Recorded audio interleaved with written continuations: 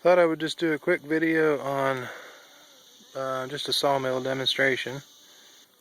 I'm working on cutting siding for the shed right now. This is a pine log, and I've flattened the top of it. So now that I have a flat surface, I'll flip it over on the rails, lay it down the rails so it won't do this, it won't wobble back and forth while you're trying to cut through it. Once I have that set up, then I'll show you a video of me actually making a cut. So I got the log flipped over now, and main thing you got to worry about on these mills, the two or three problem areas are the log. When you cut, the log wants to roll like this, so you got to account for that when you're cutting boards out of it. You don't want one end to be twisted this way and this end to be twisted that way. So you want to try to work off a flat surface. So that's what I'm doing here. And then another thing that happens as you cut boards off of it, it gets smaller, the log gets smaller and lighter. So as the weight goes down, then eventually when you are cutting boards on a log that doesn't weigh as much, it'll start pushing the log this way. It wants to push it instead of cutting through it. So what I do, and I believe Logosol actually has an attachment you can buy, fits on the rail and sits on the end of the log, and it keeps it from doing that, but I don't have that, so I just made something, a couple pieces of wood, and I just lay it over the rail like that, and I clamp it on, and that keeps the log from sliding.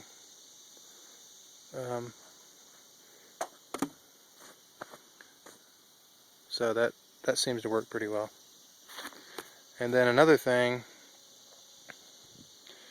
you got to look out for is very few logs are perfectly straight. So as you can see, this one runs like that, and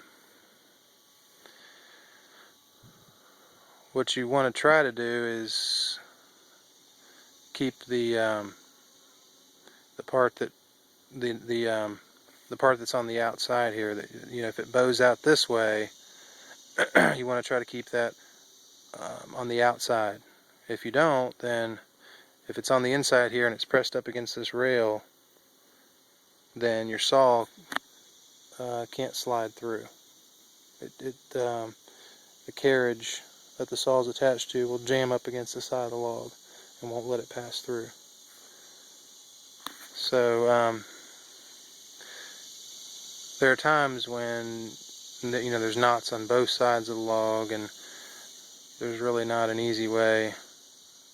There's not one side that's better than the other. So in that circumstance, I use this board here as a spacer. Put that next to the log. It pushes it away from the rail, gets it away from the rail so that the chainsaw carriage can pass through. So those are the most common problems I have with this thing, but I think I've found pretty good solutions for them. At least it works for me. So now I've got the depth set on the log where the bar, the chain, is touching the very top of the log. So what I want to do here is take off a slab, as little as possible, but still I want to get a flat surface here from one end to the other. And then my next board will be my first usable board on the building. So that's what I try to do. I try to get the slabs off both sides. There's the slab I cut off the other side to get a flat surface. And once I cut this, I'll have a slab here that'll just pitch down the hill, used for firewood or whatever. But then that gives me two flat surfaces, so I can start milling the log half-inch boards. I should get 7 or 8 half-inch boards, 8 feet long. That'll help me cover quite a bit of surface area on the building. So, alright, I'll set the camera up and let you watch me mill a couple boards. One thing I forgot to show you, to keep it from rolling on the first cut, I use this. This comes with the Logosol M8. It's a log dog. This thing here doesn't work very well. You're supposed to be able to put it on here like this, put it up against the log, screw this tight, and then snap this down. It's supposed to hold the log, but this thing is really weak. As the saw vibrates the whole frame, this saw, is pretty powerful. It shakes this frame a good bit. It pops this thing loose every time. So I just flip it down like that. I just use this on my first cut to get a flat surface. Slide it up against the log and tighten it up. And that usually works pretty well for that first cut, keeping it from going like this on you. And once you got a flat surface, you don't have to worry about that anymore. So I just take this thing off, and I'm ready to roll.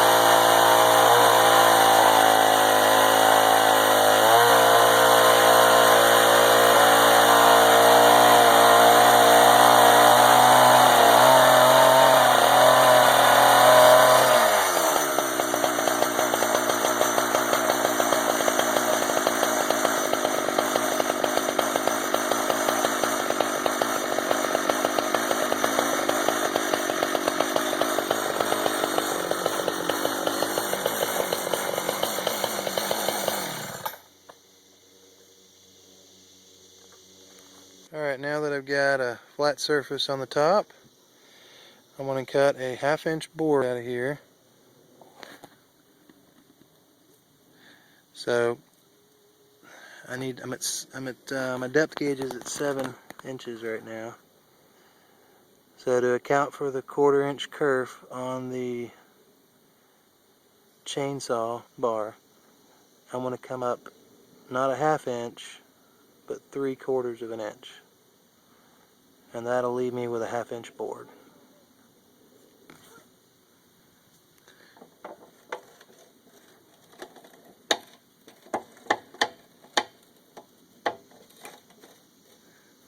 So like that.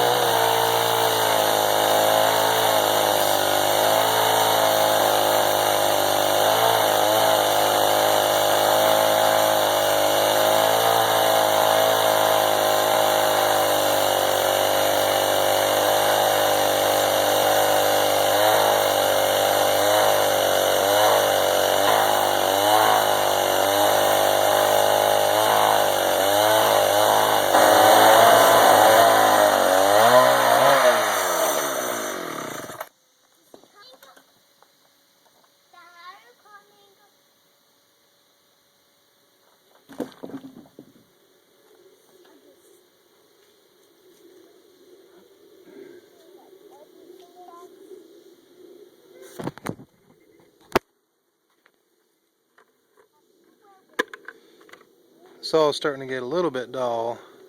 It usually runs a little faster than that. I've been cutting that same sharpening for a couple logs now, so probably the last 2 logs have been on the same sharpening, so it's going to need another sharpening, and I'll show you that process as well. I got a electric chainsaw sharpener, bar mounted chainsaw sharpener that makes pretty quick work of sharpening. It's a lot easier than doing it by hand and a lot more precise. So I'll show you that in another video, but it gives you an idea of how it works. Makes some really pretty boards. That piece there is real thin, so what I'll end up doing is probably cutting that off and using this piece section where I need a shorter board. But the next board will be better. So anyway, hey Matthew. Hey. Are you in the sawmill? Yeah. He likes playing in the sawdust. We make quite a bit of sawdust, so he likes that.